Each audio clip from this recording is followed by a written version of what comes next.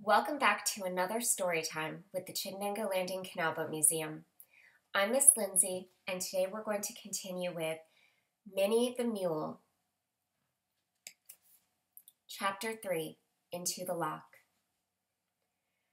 What is that? Minnie opened a sleepy eye. Next to her, Molly brayed and backed nervously away from her manger. Get back there, Mike snarled, yanking Molly's reins and slapping her viciously on the nose. You stop that! Minnie reached over and snapped her teeth, only an inch away from his shoulder. Mike turned and slapped her with the strap he held in his hand, and Minnie reared, edging away from him. Hey! Jack came bounding down the cleated ramp from the deck to the stable, with Sarah close behind him. Don't slap the mules. My uncle doesn't believe in that. No, he doesn't, and I'm going to tell. Sarah whirled around and scrambled up the ramp before Mike could stop her.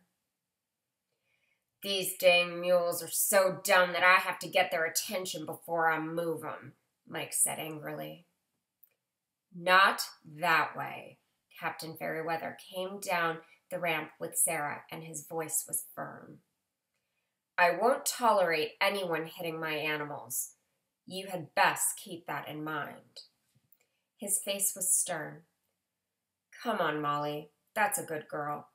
He took her reins from Mike and led her up the incline to the deck.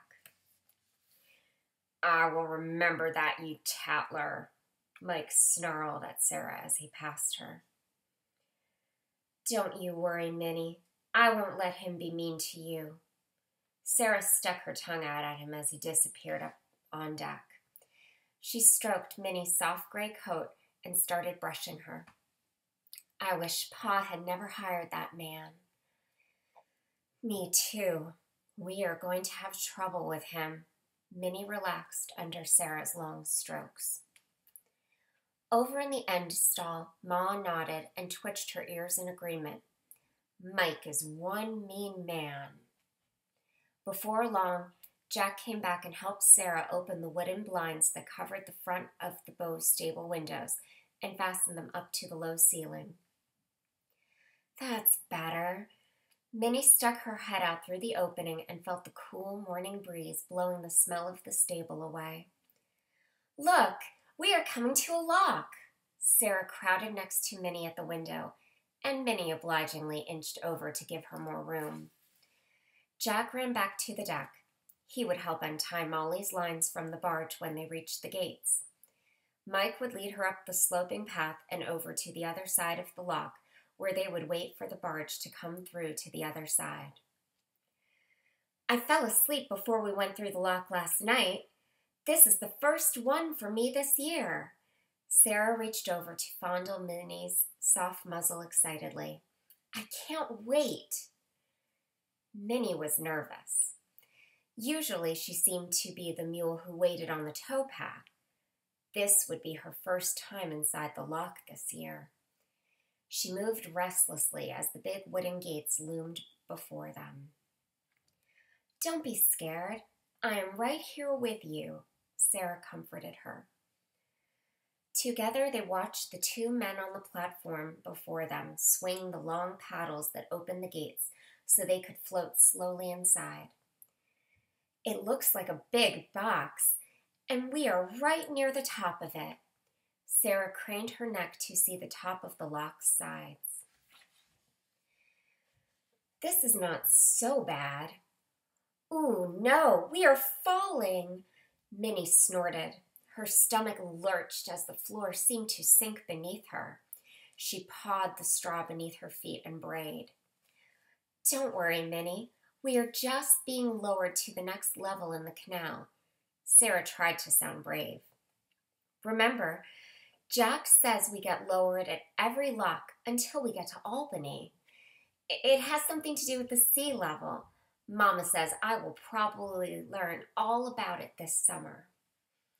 Suddenly, the barge seemed to steady itself, and that sinking sensation went away. Minnie drew a deep breath of relief. Looking out the window again, She saw nothing but dark stones on either side of her. Startled again, she stretched her head out the window and looked up. The walls were high above them. They were in the bottom of the lock. There! The other gates are opening, and we will be moving out into the canal again. Sarah leaned out the window to see better. Ooh, here we go again. I don't like this. The barge suddenly moved ahead quickly, and water rippled all around them. Pa says we get swelled out of the locks.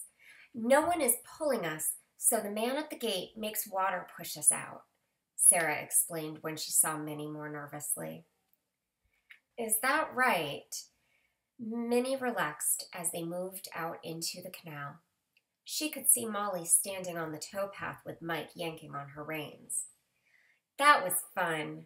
Sarah hugged Minnie's neck. She laughed. You will see. Before we get to Albany, you won't mind the locks at all. Maybe yes, maybe no.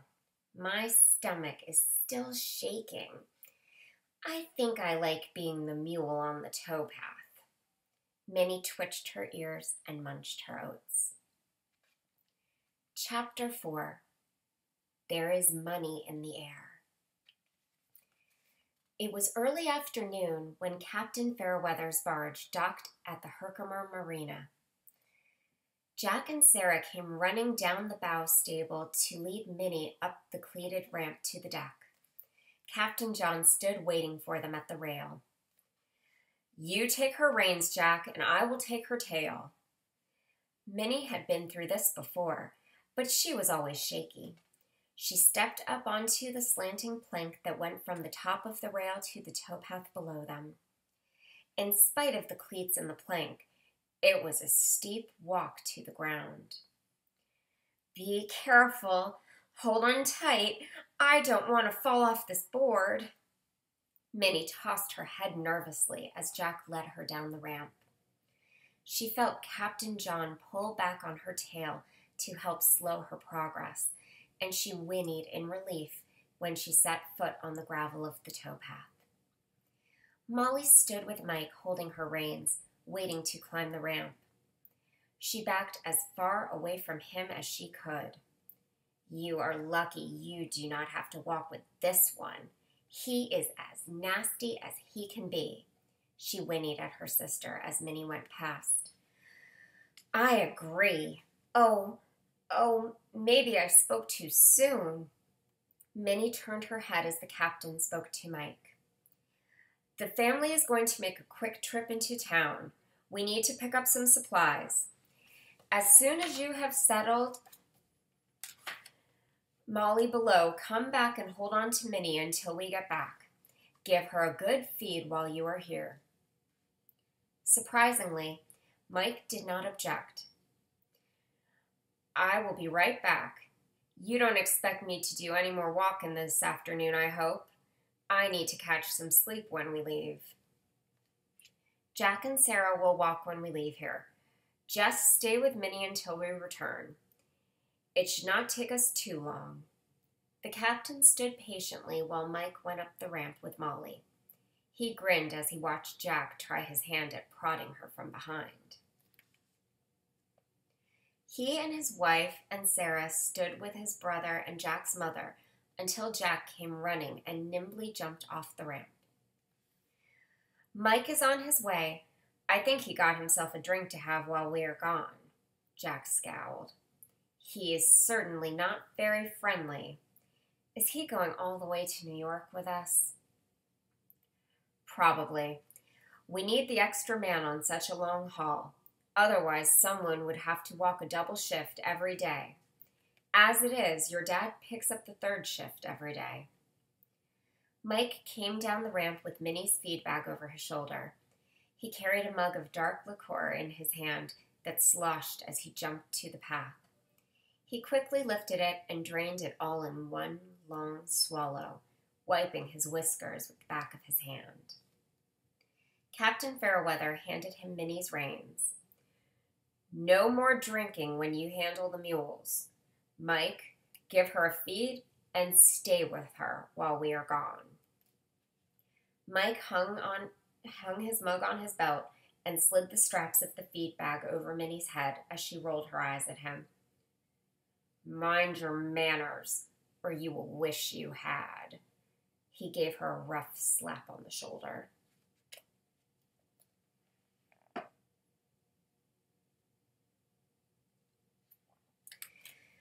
You are lucky that I have this bag over my mouth.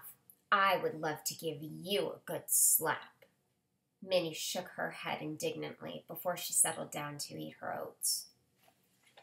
As she munched contentedly for a few minutes, she heard a noise just ahead of them. The tall bushes that lined the banks beside the dirt road parted, and a big man stepped onto the towpath. He looked around quickly and grinned as he spied Mike. There you are, right on time. Here, be quick. I don't want to be seen down here. He took a canvas bag from his duffel and shoved it at Mike. What is going on? Minnie wondered. The man had a red beard and a drooping mustache. He wore a long black coat and a wide-brimmed black hat. He smelled of sweat. He smells worse than the stable when it needs cleaning. She tried to back away from him and Mike. Hold on there. Mike yanked her back. How much did you get? He turned back to the other man. Enough. You will see when you get your share when we meet at Amsterdam. Make sure you get that hidden until then, and don't try any of your tricks with me. I'm your brother. Why would I do that? Anyhow, where would I go? I want the rest of my share. I'll see you there. Mike reached up and yanked Minnie's feed bag roughly from her head.